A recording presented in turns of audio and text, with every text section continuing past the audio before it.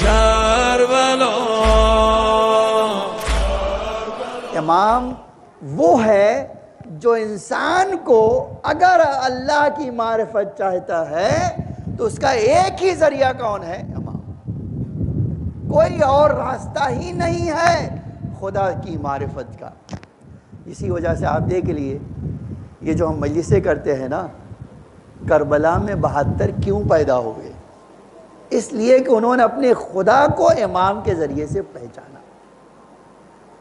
اسی پہچان کا نتیجہ تھا، کہتے تھے اے اللہ، اے میرے مولا، یہ زندگی تو ایک بار ملی ہے، اگر اللہ اس ٹکڑے ٹکڑے کرنے کے باوجود واپس زندہ کرے تو کیا کریں گے؟ اے میرے آقا، پھر سے آپ کی قدموں پہ جان نچھاور کر دیں۔ آپ کبھی سوچئے یہ کوئی آسان کام نہیں ہے کہ انسان جو ہے تلواروں اور نیزوں کا اور تیروں کا سامنا کرے اور جب گرے تو کہے مولا تمہارا حق ادا کیا یا نہیں کیا۔ یہ واقعی کوئی معمولی بات نہیں ہے۔ آج یہ کوئی آسان کام نہیں ہے کہ مقتل کا یہ جملہ، آج ہمارے بزرگ کہتے تھے کہ امام تڑپ گئے یہ جملہ خالی سن کے۔ ایک لاش پر امام اپنے صحابیوں کے، صحابی کی لاش تھی، صحابی کی لاش پر پہنچے اور آخری سانس لے رہا ہے، اپنی جان اپنے مولا کے قدموں میں نچھاور کی۔ سارے صحابی کھڑے ہوئے ہیں اور ایک صحابی نے کہا اے اللہ کی بارگاہ میں جانے والے، وصیت کرنا اچھا کام ہے، وصیت کرنا مستحب ہے، کوئی وصیت کرنا چاہتے ہو تو کرو، اس بات کے یقین کے ساتھ تھوڑی دیر کے بعد میں بھی آ رہا ہوں تمہارے ساتھ، لیکن اگر وصیت کرنا چاہتے ہو تو کہہ دو تاکہ اللہ کی سنت تو پوری ہو، تمہیں ثواب مل جائے گا۔ تاریخ نے لکھا ہے کہ اس کربلا میں اس کے بچے چھوٹے چھوٹے تھے، اس کی بیوی اور بچے بھی تھے وہاں، لیکن اس نے بڑی مشکل سے ہاتھ اٹھایا، کانپتے ہوئے ہاتھوں سے اٹھایا اور اشارہ کیا اے حبیب میری وصیت امام کو تنہا نہ چھوڑ دینا،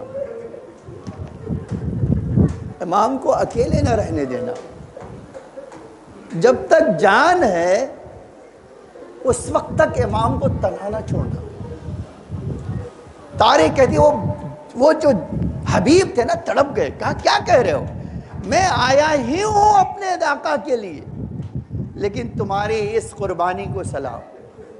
اتنے میں نے کہا روایت کا جملہ میں نے جو دیکھا، اتنے میں ایک چھوٹا سا بچہ اپنے کمر میں تلوار باندھے ہوئے مقتل کی طرف دوڑنا شروع کرتا ہے، تو اصحاب کی نظر پڑی تو امام حسین نے کہا بھیا عباس اس بچے کو اٹھا کے لیا، یہ بچہ کہاں جا رہا ہے؟ کہتا ہے بھیا اتنا سا بچہ اور تلوار کمر میں باندھے ہوئے اور کہاں جا رہے، جا کو لیا دیکھے تو صحیح کس کا بچہ ہے۔ وہ آقا گئے، اس کو گود میں اٹھایا اور امام کے پاس لے آئے۔ جب امام کے پاس لائے تو امام نے پوچھا بیٹا کس کی اولاد ہو؟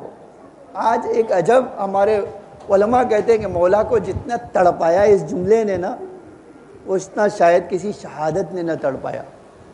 جیسے ہی کہا کہ مولا نے پوچھا کہ بیٹا تم کس کے بیٹے ہو، امام کہتے، راوی کہتا ہے اس بچے نے اس لاش کو گھور کے دیکھا، کہا اے میرے آقا اسی مرد مجاہد کا بیٹا ہوں جس کی لاش آپ کے سامنے۔ جانتے ہیں یہ دیکھا، امام نے یہ جملہ کہا، امام سے جب اس نے یہ جملہ کہا تو روایت کہتی ہے امام کی آنکھوں سے آنسو نکل آئے۔ الأجل مولا مولا